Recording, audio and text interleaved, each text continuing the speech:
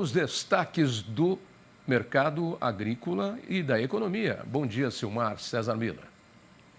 Muito bom dia, Otávio Sesc Júnior. Bom dia aos nossos amigos do Terra Viva. E o calorão segue, hein? Fervendo, hein? Vai ter cidade aí do litoral que vai dar 40 graus. Algumas cidades do interior de São Paulo, 39 e 40. Que onda de calor é essa, hein, Silmar? E lá no sul, tudo ao contrário, no Rio Grande do Sul. A chuvarada continua, prejudicando muito a economia e principalmente a agricultura. Sem dúvida, também. Tudo promete aqui setembro é muito chuvoso, né, no Rio Grande do Sul, particularmente, porque, óbvio, vai afetar toda a atividade agrícola, lá, atrasando plantios, ou seja, uma série de transtornos lá, porque passa o estado novamente. E enchente, né? Enchentes lá por chuvas que já aconteceram já ontem e hoje, especialmente na região sul do estado. Em suma, chove demais e no resto do país torra-se, com 40, 45 graus, né? Se É você, isso. você escolhe se você quer morrer afogado ou assado. Não tem muita alternativa. Alternativa não. Eu entro dentro do freezer, né, para refrescar. Vem cá, como é que estão nossas commodities agrícolas e a economia e as moedas e bolsas nessa manhã de terça-feira? Mercado financeiro na expectativa, tem reunião do Copom, começou hoje. Amanhã tem decisão sobre taxa de juros, expectativa de queda aqui na taxa básica de juros, na reunião do Copom, de 0,5%. É um consenso entre os economistas que deve ficar em torno disso aí. Inicialmente até havia uma expectativa de um corte maior, mas a inflação ainda está mostrando as caras aqui, então possivelmente não vai ser tão grande o corte na taxa básica de juros como se esperava inicialmente. Então a média aqui das expectativas está em torno de 0,5%, assim como na reunião anterior do Copom. O dólar operando com leve queda agora há pouco, 0,1%, R$ 4,85. E o índice Bovespa, mercado de ações da B3, também com leve queda de 0,1%. Lá fora, petróleo sobe de novo, já ultrapassa os $95, 95,30 agora há pouco, tipo Brent, que é a referência para o nosso aqui também da Petrobras, alta de 0,9%. Mercado de commodities agrícolas, grãos, tudo em queda. Está começando colheita da safra dos Estados Unidos, já tem soja sendo colhida, milho também, trigo primavera já está no final de colheita, arroz sendo colhido também.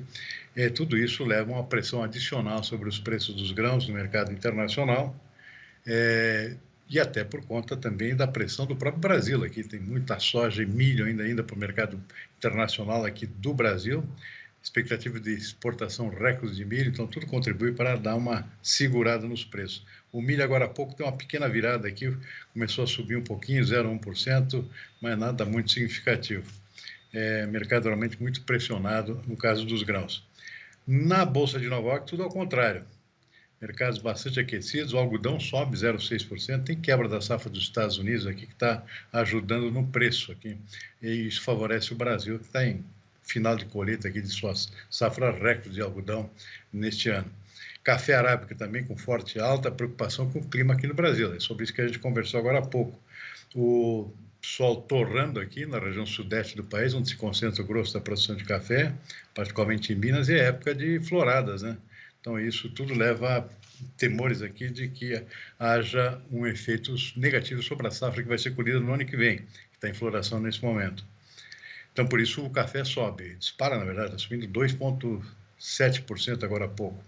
Açúcar também segue com o mercado muito aquecido, tem problema de safra na Índia, na Tailândia, que vem segurando para cima os preços internacionais do açúcar, o que certamente favorece o Brasil aqui com amplas exportações e receitas recordes sendo obtidas no mercado internacional. Suco de laranja também sobe 0,6%, cacau é outro mercado que volta a aquecer aqui, alta de 1,4%. E o boi gordo na B3, mercado futuro, volta a subir agora, subiu bastante ontem, agora com alta de 0,3%. No mercado físico também algumas reações, estou vendo aqui Cuiabá uma alta de 1,1%, mas permanece ainda muito abaixo dos R$200, a 183. E mais importante aqui, Araçatuba, Noroeste Paulista, que é um preço referencial aqui para a região sudeste, uma alta mais forte, 2,4%. Boi aqui já chega a 215, tá vendo? Então já deu uma refrescada aqui, embora seja um preço ainda bastante baixo. Com tendência de alta aí nesses últimos dias, desde Sim. já segunda-feira da semana passada. E como você mesmo tinha adiantado, o mercado futuro aí está com bons números aí. Vamos lá, acertando aí essa vida do boi gordo aí que está prejudicando muita gente, muita gente.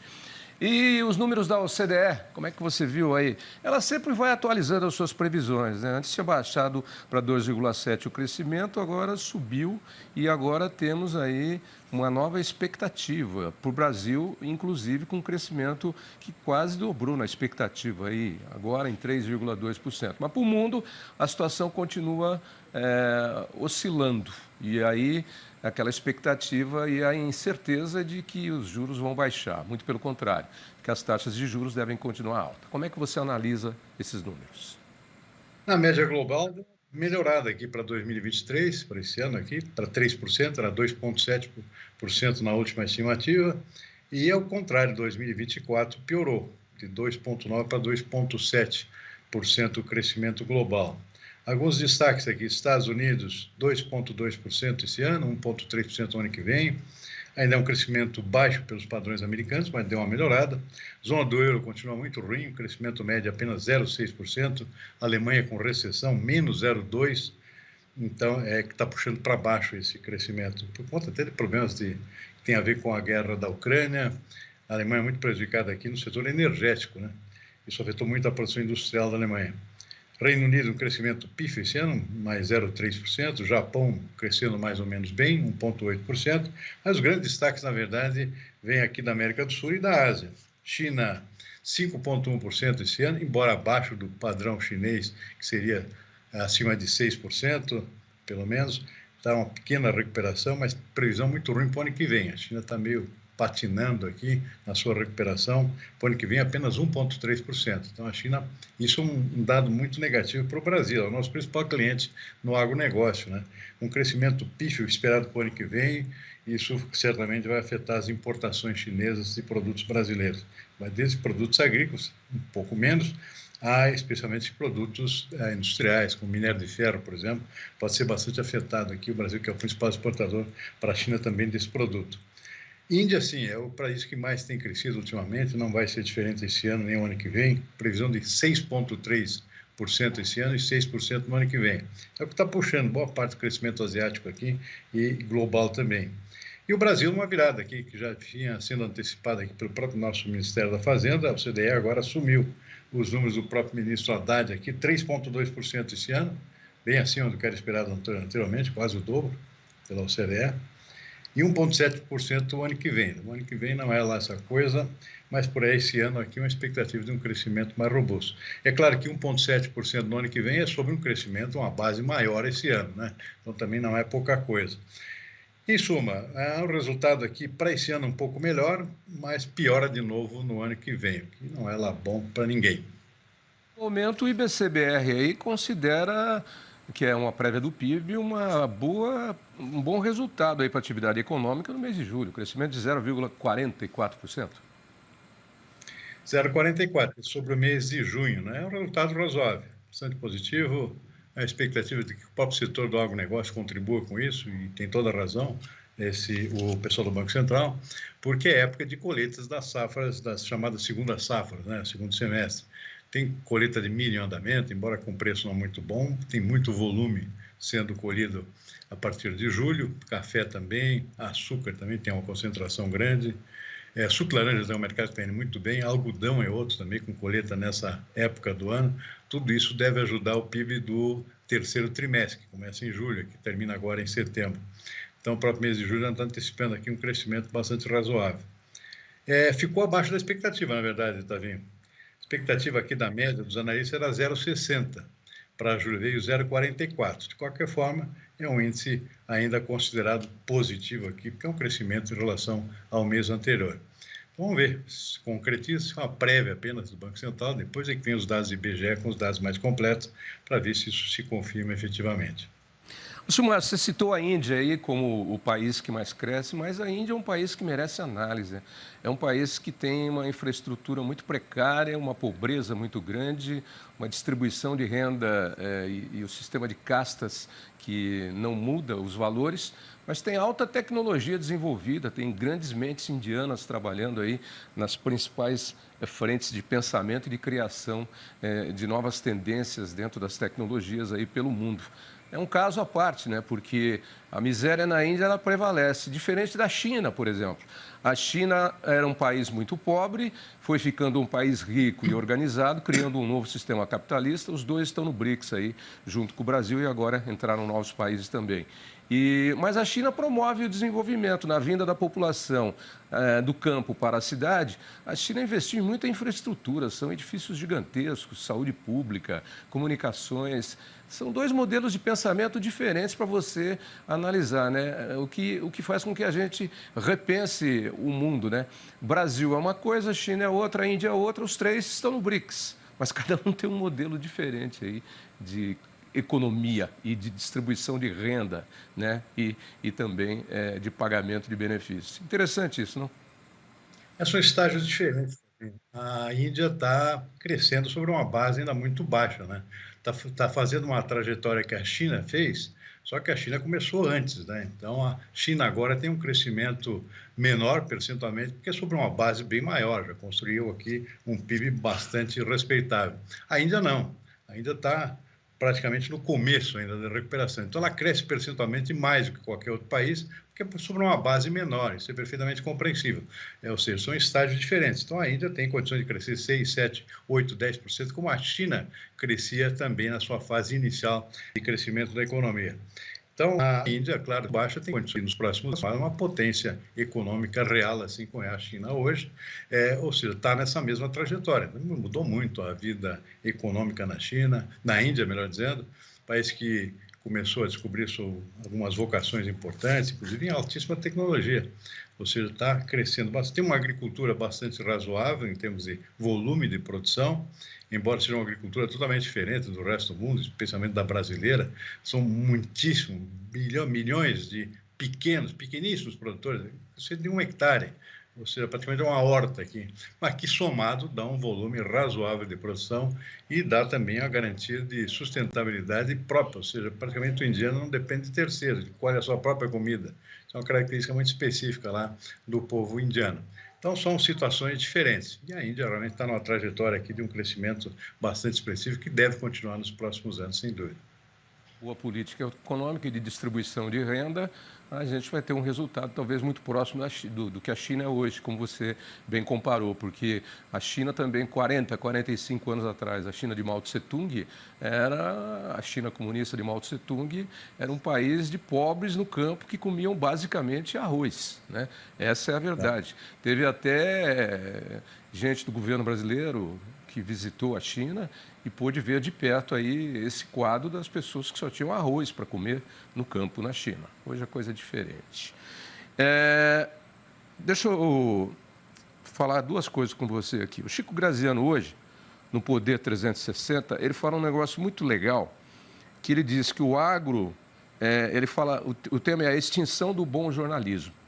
E é um tema que a gente sempre aborda aqui, eu, você, o Chico quando estava aqui também, o Tejon sempre toca nesse ponto, o professor Matheus Paranhos também, esses são nossos colunistas, que o agro precisa fazer o seu marketing. Ele faz mal o seu marketing, melhorou muito, trabalha bem, mas ele precisa fazer. Então, o Chico cita aqui na coluna hoje um negócio bastante interessante. Ele deu uma entrevista para o Piotto, o Adalberto Piotto, brilhante jornalista, e aí o Chico tinha lido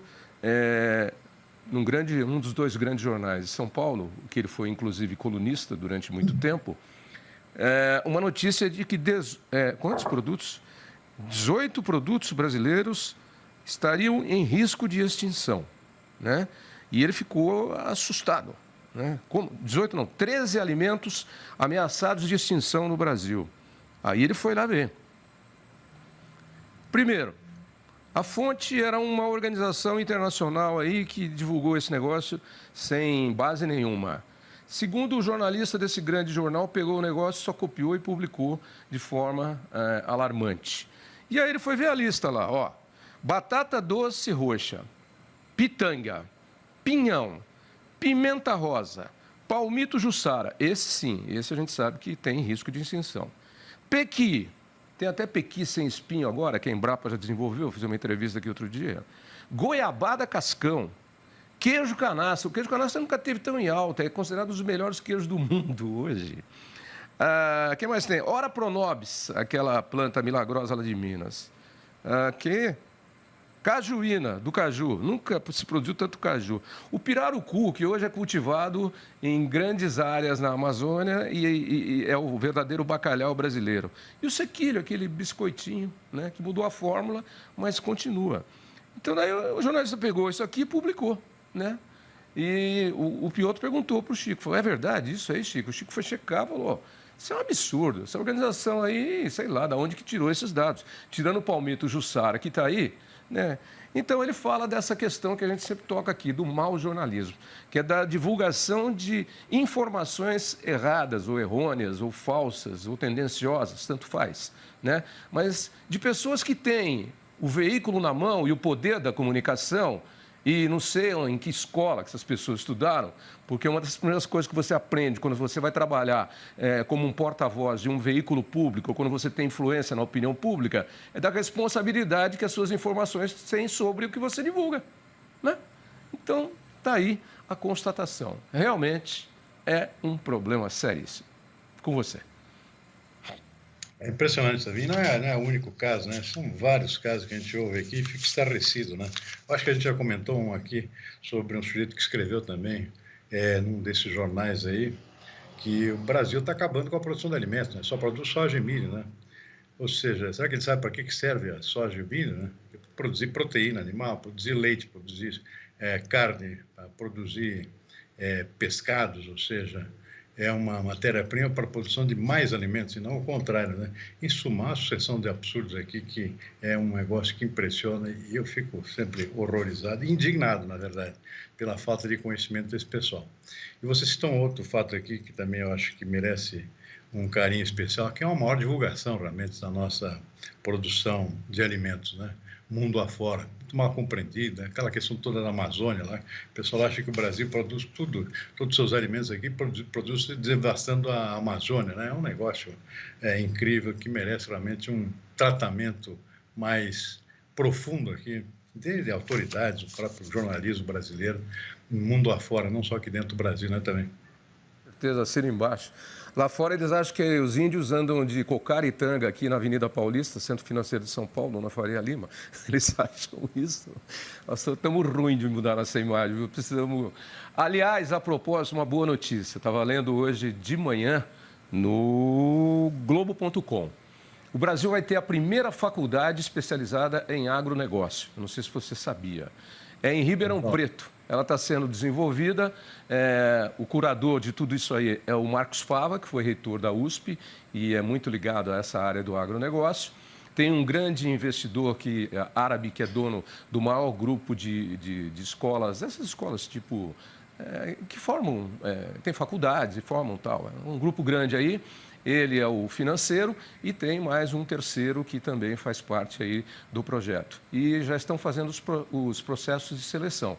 É a primeira faculdade voltada especificamente para o agronegócio. Não é faculdade de veterinária, não é faculdade de zootecnia, de engenheiro agrônomo. Ela é voltada para o agronegócio, tratado como um todo global e com toda a sua produção de alimentos. Isso é bacana, né? Para quem ainda acha que a gente vive na idade do Jacatatu.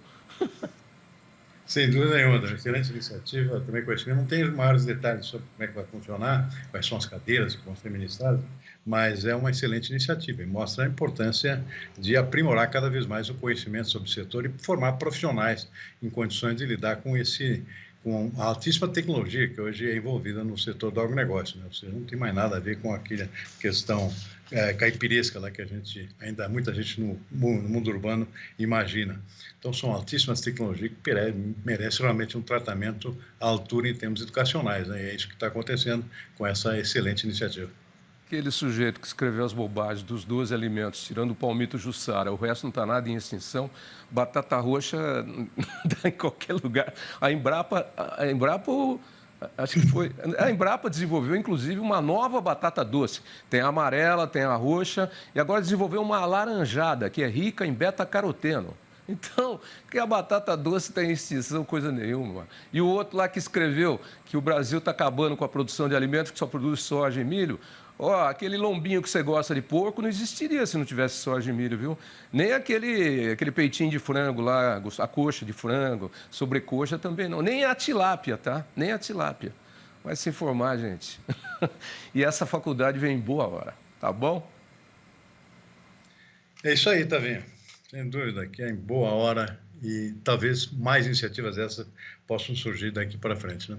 Acredito, não vamos falar de futebol, não, que o Corinthians resolveu criar problema para o seu Grêmio ontem, mas deixa para lá. Sabe? E pênalti lá não dá para perdoar, né? Pois é, mas tem a primeira página do UOL ali até dei risada. A CBF reconhece que o erro foi do árbitro. Eu falei, o resultado vai continuar. Árbitro erra, Luxemburgo protesta, não sei quem, o técnico do Grêmio diz que até o Steve Wonder viu, né? Aí também não precisava exagerar, né? Porque aí, o Renato Gaúcho brinca, mas nem tanto, né? Até o Steve Wonder viu. Essa piada é antiga demais, pô. Mas, enfim, agora, como diz aquele comercial da companhia de seguros, senta e chora, porque o resultado vai continuar o mesmo. Senta e chora, senta e chora. 65-4. É isso aí. Tchau, tchau, Silmar. Até amanhã. Tá, Tavinho, até amanhã.